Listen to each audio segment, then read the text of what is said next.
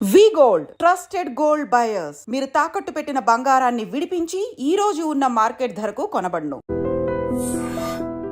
నమస్తే, welcome to I dream social spotlight with కవిత.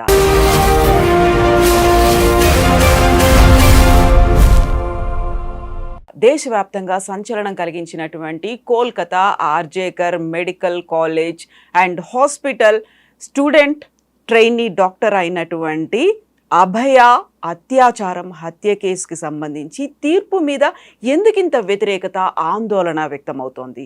దీంతో పాటుగా దేశవ్యాప్తంగా మళ్ళీ ఆందోళనలు చేస్తాము అంటూ మెడికోస్ ఎందుకని వార్నింగ్ ఇస్తున్నారు, పేరెంట్స్ కూడా ఎందుకని యాక్సెప్ట్ చేయలేకపోతున్నారు. కోర్టు అయితే సంజయ్ రాయ్కి చచ్చేంత వరకు జీవిత ఖైదు విధించినప్పటికీ కూడా పై కోర్టుకు వెళ్తాము అని అభయ పేరెంట్స్ ఎందుకు అంటున్నారు? యాక్చువల్గా ఇక్కడ మిస్ అవుతోంది ఏంటి?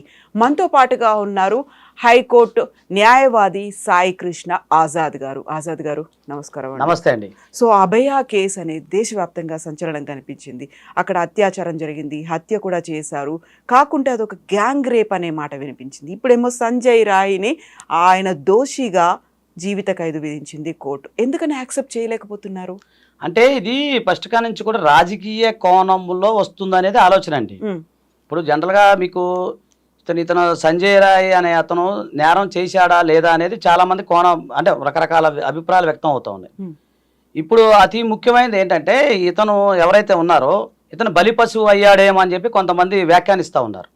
ఇప్పుడు మనకి సేమ్ టు సేమ్ అయోష మీద హత్య కేసు మనం చూసుకోవచ్చు. సేమ్ టు సేమ్ దాంట్లో సత్యంబాబు ఎలా బలి పశువు అయ్యాడో ఇది కూడా అలాగే అయిందని చెప్పి మనం చెప్పుకోవచ్చు. సో ఇలాంటి ఘటన మళ్ళీ సేమ్ పునరావృతం అయింది అని చెప్పేసి మన తెలుగు ప్రజలు అనుకుంటున్నారు వాస్తవం అయితే. తర్వాత దీని వెనక ఇప్పుడు అంతకుముందు ఆ రోజు ఆ డిఎన్ఏ టెస్టుల విషయంలో చూస్తే చాలామంది సీమెన్ ఏదైతే ఎక్కువ మంది ఉన్నారు, ఎక్కువ సీమెన్ మనకి వచ్చింది అనేది వాళ్ళు చెప్తా ఉన్నారు. క్వాంటిటీ ఎక్కువ పెరిగింది అనేది చెప్తా ఉన్నారు. సో ఈ సీమెన్ ఎక్కువ ఉంది, వేరే వేరే డిఎన్ఏ టెస్టులు పెరుగుతూ ఉన్నాయి, ఇవన్నీ కూడా వస్తాయన్నాయని చెప్పేసి గతం నుంచి మనకి వస్తూ ఉన్నాయి మొత్తం. సో వీళ్ళేంటి సిబిఐ ఏం చేసింది, కొండని తవ్వి ఎలకన పట్టిందా అన్న చందంలో వ్యవహరిస్తుంది అనేది ప్రజలు అనుకుంటా ఉన్నారు. సరే కోర్టు తీర్పుని శిరసా వహించాల్సిందే మనం, అది దాన్ని ఎవరు కాదన్నారు. కాకపోతే ఇందులో భిన్న కోణాలు ఏవైతే వ్యక్తం అవుతున్నాయో దాంట్లో ఇంకా త్వరగా ఇన్వెస్టిగేషన్ చేసి ఎవరైతే పెద్ద తలకాయలు ఎవరైతే ఉన్నారో వారిని తీసుకొచ్చి శిక్షిస్తే బాగుండేది అనేది ప్రజలు అభిప్రాయపడుతున్నారు. ఇప్పుడు మమతా బెనర్జీ గారు కానీ వాళ్ళ పేరెంట్స్కి సంబంధించిన వాళ్ళు కానీ అతనికి సంబంధించిన వాళ్ళు కానీ ఎవరైనా సరే అంటున్నారు. సో ఇప్పుడు దీనికి సంబంధించి ప్రజల్లో ఇన్ని రకాల భేదాభిప్రాయాలు వస్తూ ఉన్నాయి. కాకపోతే ఏంటంటే నేననేది ఏంటంటే ఇంకా ముందు ఉంది కదా, అప్పీల్ చేసుకోవాలి, అప్పీల్ తర్వాత పైన సుప్రీంకోర్టు దాకా వెళ్ళాలి. ఇప్పుడు కింది కోర్టులో ఇప్పుడు ఉరిశిక్ష వేసినంత మాత్రాన అతనేమే ఉరిశిక్ష అయితే ఇంప్లిమెంట్ ఏం కాదు కదండి, ఒకటే కదా. ఇంకొకటి జీవిత ఖైదు అంటే చూద్దాం, జీవిత ఖైదులో రేపు మార్పులు అప్పీల్ కోర్టులో చేయొచ్చు. ఇప్పుడు సత్యంబాబు కేసులో కింద అతను నేరం చేశాడని చెప్పేసి వచ్చింది, సరే అని అందరూ ఓకే అన్న.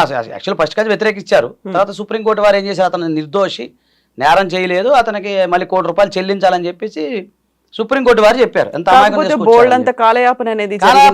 అందుకే నష్టపరిహారం 1 CR ఇచ్చింది కదండి. సో నేను ఆ కోణంలో దీన్ని నేను చూడట్లేదు. కానీ మరి ఇప్పుడు ఇక్కడ జరిగిన సిబిఐ అంటే దీంట్లో సిబిఐ కాకుండా సిబిఐ ఎంత ఇన్వెస్టిగేషన్ చేసి త్వరగా ఇన్వెస్టిగేషన్ చేసి చివరికి సంజయ్ రాజ్ అనేది అందరూ తెలిసిందే కదా, పబ్లిక్లో అందరూ తెలిసిందే కదా, ఇంకా వీళ్ళు పెద్దగా చేసింది ఏముంది అనేది ప్రజలు అనుకుంటున్నారు ఒకటి. రెండోది మరి చూద్దాం, వెయిట్ అండ్ సీ.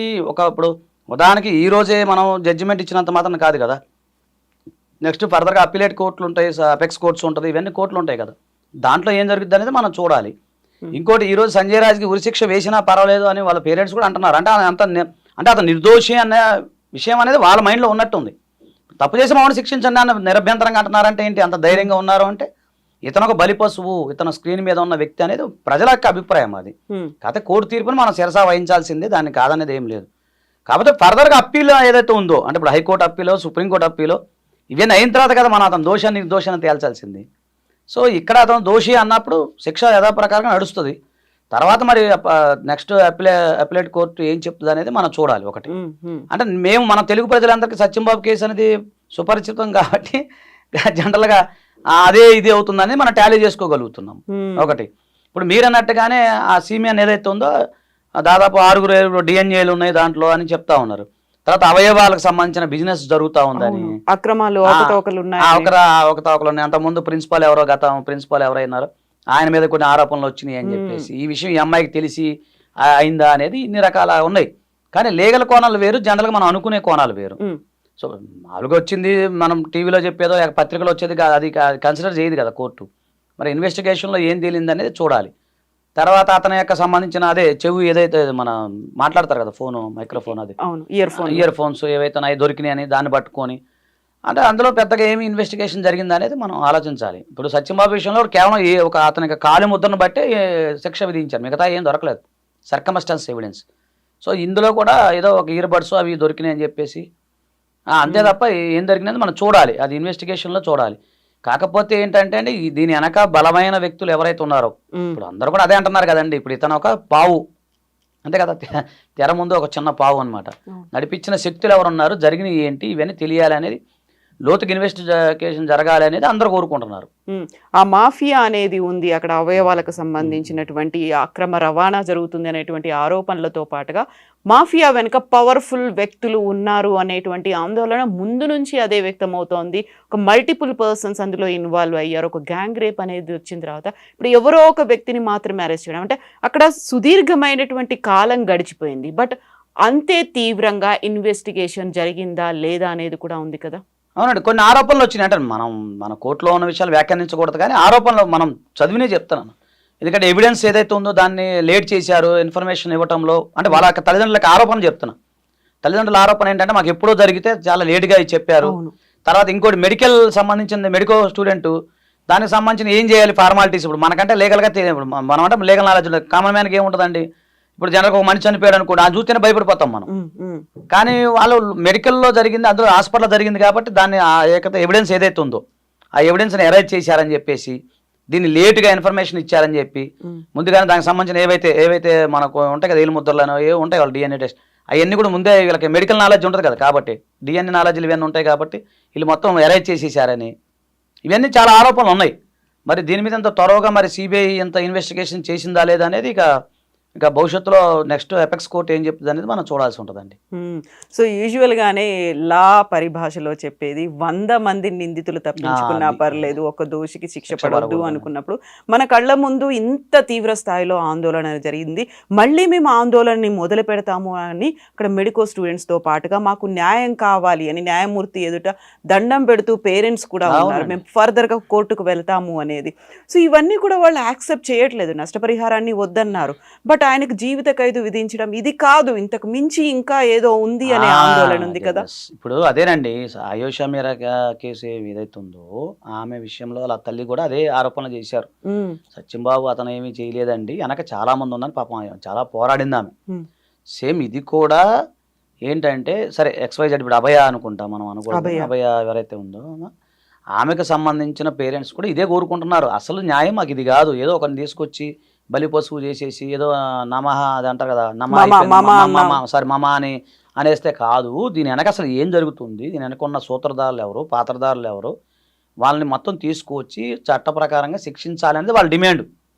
ఇతను ఒక అమాయకుడు, ఒక బలి పశువు, అంతే, స్కాప్ గోట్ అంటాం కదా, అంతే తప్ప అని ప్రజల యొక్క అభిప్రాయం. ఇప్పుడు మనము కోర్టు ద్వారా ఒక న్యాయ సంబంధించిన విషయాల్లో కోర్టును మనం ఏం తప్పుపడటానికి మనకు రైట్ లేదు కాబట్టి కోర్టును శిరసా వహించాల్సిందే, మన ఆ తీర్పు ఏదైతే శిరసా వహించాల్సిందే. కానీ ప్రజలు ఇలా అనుకుంటున్నారు అనేది మనం తెలుసుకున్న విషయం. సో మరి వాళ్ళ డిమాండ్స్ ఏముంటాయో నెక్స్ట్ మరి ఎపెక్స్ కోర్టులో ఏం తెలుస్తుంది అనేది చూడాలి. లేదా మళ్ళీ కోర్టు వారు తిరిగి రీఇన్వెస్టిగేషన్ చేయమని ఒక ఆర్డర్ కూడా అలా కూడా చెప్పలేం, అలా కూడా ఇవ్వచ్చు. వీళ్ళు ఆ డిమాండ్ అడుగుతున్నారా నెక్స్ట్. అలాగే మధ్యలో ఒక అడ్వకేట్ ఏదో మారినట్టున్నారు ఇతను దాంట్లో, ఒకళ్ళు వచ్చి మళ్ళీ మారినట్టున్నారు, ఒక అడ్వకేట్ ఎవరు మారినట్టున్నారు.